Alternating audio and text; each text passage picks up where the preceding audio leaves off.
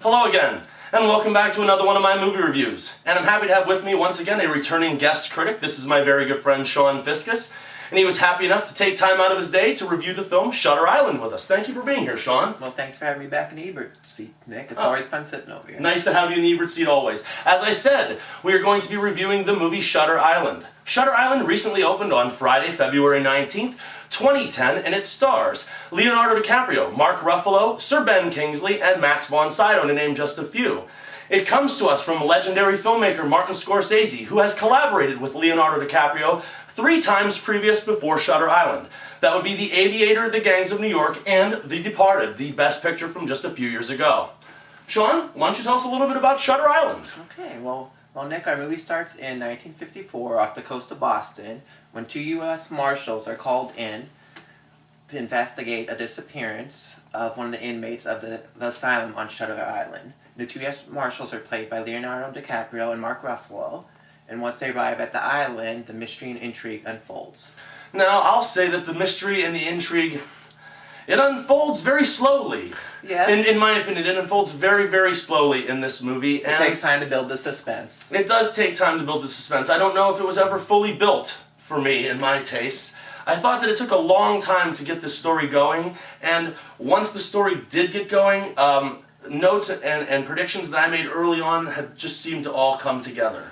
And there was like 2 different stories going on at once. We have to mention that there's flashbacks filling in Leonardo DiCaprio's character's background when he was in the war and with his past with his wife. Yes. It does get very confusing in the beginning and all that, but I thought as the movie played out, it sort of made sense. It really? Yes. You know what? Were you watching the same movie? I was watching as the this same movie movie played then. out, it just got more messy. It got more confusing, and it just became. It gets to the point where you start saying to yourself, you know, why am I watching this? It starts putting out more unanswered questions and no answers, I thought. What questions did you get your answers to? I'm curious about that. I will say that, without giving too much away, because you don't want to give away too much, it seemed like there were many answers to the same question. There were many people that were responsible for the same crime, if I can make that prediction. Do you agree with that? I thought by the end that it became pretty clear to me. Yeah. And this is one of the things where we're going to have to discuss some of this off camera because you do not want to ruin the ending for anybody. Right. But hold on, I will say this though. As the movie plays on, I will say that it just... When they try to put so many twists and turns in the plot, when they try to make, there are scenes, like almost every scene in this movie, somebody's hallucinating, somebody's on drugs, you don't know if this is real, you don't know if that's real, and it gets to the point where it's just like, what are they talking about? I will say it mostly focuses on Leonardo's character. Right, it does. As U.S. Marshal and all that. He is the key to the whole story. Yeah, but then in turn it seems like the person they're trying to investigate ends up, it's really not that person, it's really somebody else, and then maybe it isn't this person, maybe it really is the other person, and then there's a blind backstory of a person that killed their 3 little children, and that also could be a couple people committed this crime. There's nothing told in a specific manner. I really thought this movie was all over the place. See, I disagree with you. By the end, they explain why that character was there and why she was doing what she was doing. Yeah, and at that point, I really didn't care because they've tried, like I said, to pour so much into this movie. There's only so many hallucination scenes. There's only so many, and I can't imagine the writer of this movie. The outline, when writing it or sculpting out this film, must have been like 12 different pages, because how did you keep every single twist and turn relevant to what was going on? It was... From a regular movie-going standpoint, I really thought this was very, very messy. I thought it was very, very confusing for the audience. See, I totally disagree with you, Nick. I think by the end, they explain enough of the answers for you that it was an enjoyable movie experience. Oh my god. I thought the one thing that was really, really good about this film was the musical score that I actually... What about the mood and atmosphere? Did you think that was great? I know all these movies have to have like a stormy night and all that, but this time they get a hurricane coming. Yeah, I don't know.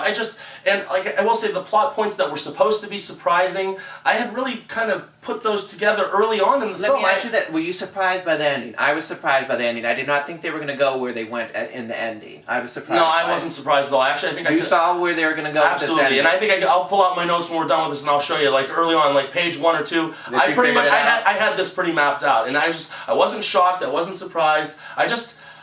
I don't know. I just was expecting more, and it to me it seemed like they kept thinking if we throw another twist in here and we throw another twist over here and we put another, you know. I will agree that there was a couple twists in there that I did not. A couple hundred. I don't know. I'll go that far, Nick. But I will say the last scene I did not like at all in this movie, where they ended the movie. Yeah, it was awful. It almost. I would say it almost shortchanged you. It shortchanged me, and. Yeah. I couldn't believe it ended the way it ended. I really couldn't believe that. I will agree with you on that, Nick. The last scene with Leonardo DiCaprio and Mark Ruffalo's character sitting on the steps there, and where they went with that scene, I was very disappointed in that. Because up to that point, I did enjoy it. And I will have to say, there was a couple cameos in this movie that I did enjoy. Patricia Clarkson's character in the cave was very interesting. Right. And James Earl Haley, when he was in Building C, that was a very interesting scene. When he played Gollum, right? He played Gollum. He does look like Gollum. He looked just like Gollum. He does look like Gollum. I don't know. I didn't enjoy this movie at all. I think you're being too hard on this. Didn't enjoy. Well, I'll tell you. I think you're being way too hard on this. From legendary filmmaker Martin Scorsese and Leonardo DiCaprio, I guess I expect more. You didn't buy Leo's performance in that? I liked his performance, but I thought there was just so much going on. It was hard to be in.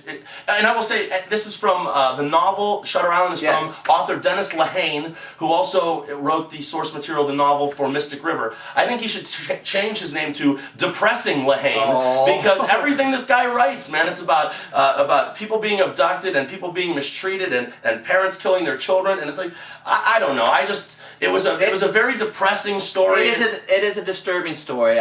No doubt about that. No doubt about that. It's a very disturbing story and all that. I just thought the twists and turns were. I didn't like. I'm totally disagreeing. Except for the last twist and turn. The last twist and turn almost ruined it for me. But how many stars are you going to give this? I'm going to give it 3 stars. 3 stars. I am going to give it 3 stars divided by 2, and I'm going to give that 1.5 stars for this movie. It was very long. It was very long. It was not enjoyable. Nick. It was not enjoyable. I completely disagree with them. Oh yeah, stay away from this movie. No, go see it. Go see it. No. We'll let the audience decide. Okay, we'll let the audience decide. Give us feedback out there and let us know what you thought, because I thought it was a good movie and worth seeing. And I'll tell you this. He's giving this movie 3 stars, I'm giving it 1.5 stars. But even though we're disagreeing, remember, we're not always right, but only when it comes to the movies. I'm right. And thank you for your attention. Thank you.